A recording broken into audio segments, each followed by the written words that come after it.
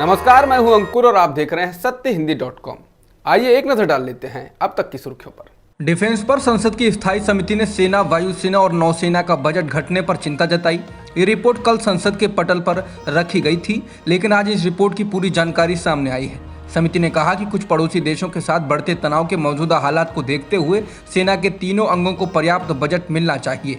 समिति ने capital outlay और बजटीय आवंटन के लिए 3 रक्षा सेवाओं की मांग के बीच बड़े अंतर का जिक्र करते हुए सिफारिश की है कि रक्षा मंत्रालय को आने वाले वर्षों में बजट में कोई कमी नहीं करनी चाहिए। लोकसभा में पेश की गई रिपोर्ट में कहा गया है कि 2022-23 के बजट के लिए 2,15,995 करोड़ की मांग का अनुमान लगाया गया था, लेकिन आवंटन 1,52,369 करोड़ का हुआ था। धन की इस तरह की कटौती रक्षा सेवाओं की ऑपरेशनल तैयारियों से समझौता है। संसदीय डिफेंस पैनल ने कहा कि उसका मानना है कि पड़ोसी देशों के साथ खासतौर पर बॉर्डर पर बढ़ते तनाव के मौजूदा हालात में ऐसी स्थिति रक्षा तैयारियों के लिए अनुकूल नहीं है।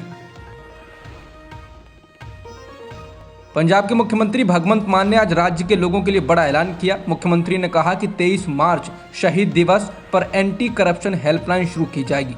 उन्होंने कहा कि प्रदेश के लोग व्हाट्सएप के जरिए ही भ्रष्टाचार की शिकायत दर्ज करा सकेंगे।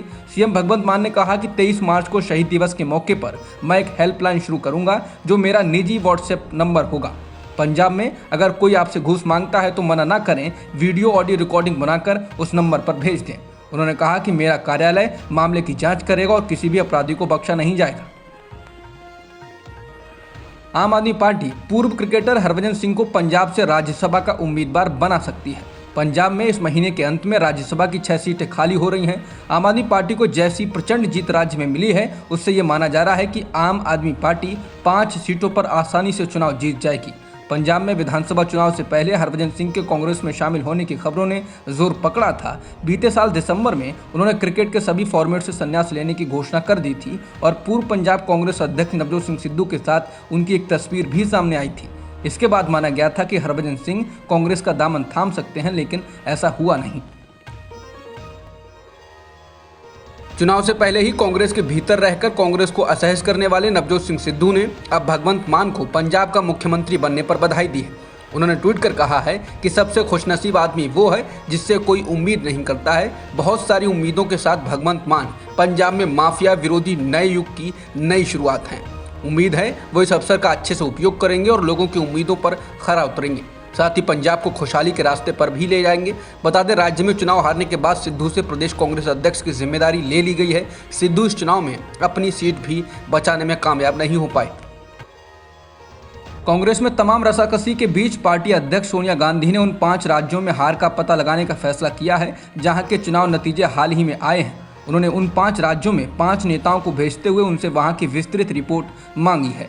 हालांकि ऐसी हार के बाद कांग्रेस में किसी न किसी नेता को उस राज्य में भेजकर रिपोर्ट मांगी जाती रही है, लेकिन उन पर कितना अमल होता है उसे कोई नहीं जानता। कांग्रेस अध्यक्ष ने राज्यसभा सांसद रजनी पाटिल से कहा है कि वो गोवा, जयराम रमेश मणिपुर, अजय माकन पंजाब में हार का अध्ययन करें। इसी तरह कांग्रेस नेता जितेंद्र सिंह को यूपी और अविनाश पांडे से उत्तराखंड की रिपोर्ट मांगी गई है। कांग्रेस ने यूपी, उत्तराखंड, गोवा और मणिपुर में सबसे खराब प्रदर्शन किया और पंजाब में वो सरकार गवा बैठी।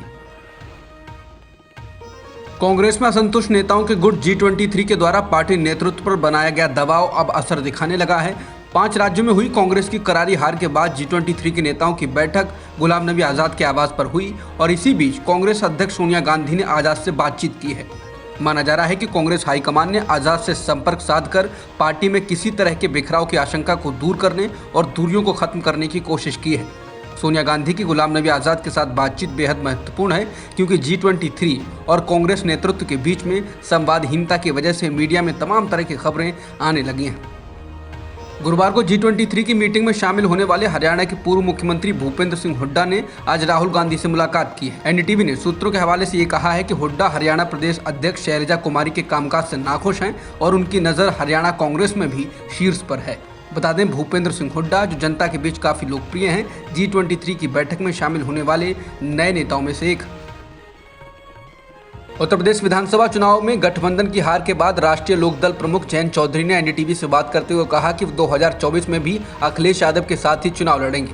इसके साथ ही जयंत ने दावा किया कि उन्होंने भाजपा को उन क्षेत्रों में हराया जो सांप्रदायिक दंगों से सबसे अधिक प्रभावित थे, जैसे मुजफ्फरनगर, शामली और मेरठ। जयंत ने कहा कि भाजपा ने कैराना में हिंदुओं के पलायन के मुद्दे को हवा दी, हमने उन्हें वहां हरा दिया। इसके अलावा संगीत सोम, उमेश मलिक और सुरेश राणा जैसे भाजपा के दिग्गज भी पश्चिमी यूपी में अपनी सीटें हार गए। जयंत ने कहा, ये चुनाव 80 बनाम 20 का नहीं था, हम काफी सीटें 500 के आसपास वोटों से हारे हैं। हालांकि जयंत ने माना कि उनकी पार्टी जनता को अपना संदेश बहुत प्रभावी ढंग से नहीं पहुंचा सकी। द कश्मीर फाइल्स के निर्देशक विवेक अग्निहोत्री पीएम मोदी और गृह मंत्री अमित शाह से मिलने के अलावा राष्ट्रीय स्वयंसेवक संघ के प्रमुख मोहन भागवत से भी मिले हैं। अलग अलग कारणों से इस फिल्म की काफी चर्चा है। समाचार एजेंसी एएनआई के मुताबिक मोहन भागवत ने कहा कि सच की खोज करने वाले सभी लोगों को द कश्मीर फाइल्स फिल्म देखनी चाहिए। इसके साथ ही उन्होंने फिल्म की तारीफ भी की। बता दें, इस फिल्म को कश्मीर पंडितों के विस्थापन को लेकर बनाया गया है, जिसको लेकर राजनीति भी हो रही है।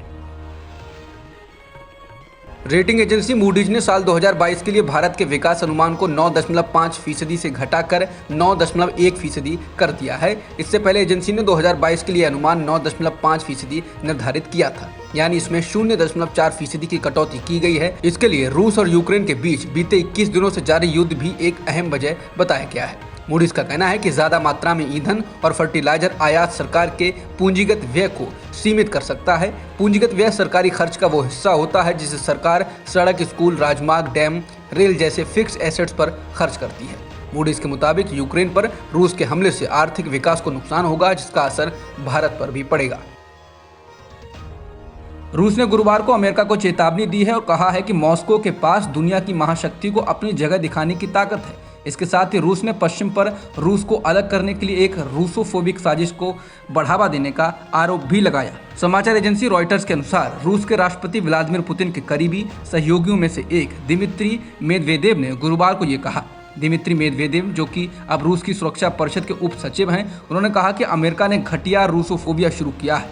यह रूस को उसके घुटनों पर लाने और उसे तोड़ने का प्रयास है।